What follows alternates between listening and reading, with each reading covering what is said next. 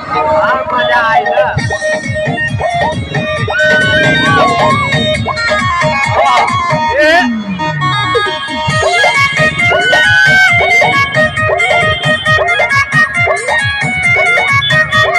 पीछे भागेला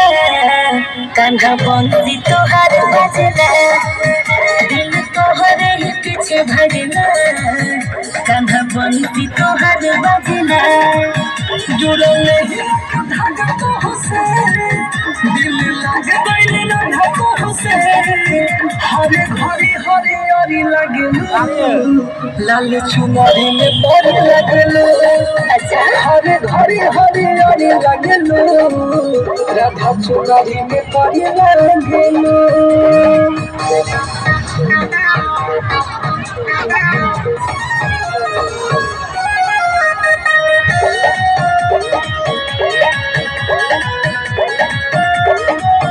पीछे आवेला कन्हई जब पानी भरे आई लेके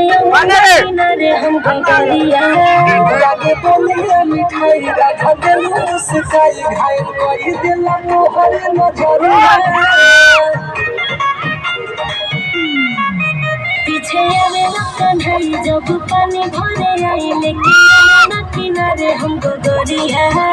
आगे बोलिए मिठाई राधा दिल मुस्काई घायल कोई दिल मोहर नजरिया तू कोई लका कान्हा हो दिल भइल बा दीवाना दिल पाके दिलदार नाचेला कान्हा बंदी तोहार बजेला दिल तोहर ही पीछे भागेला कान्हा बंदी तोहार बजेला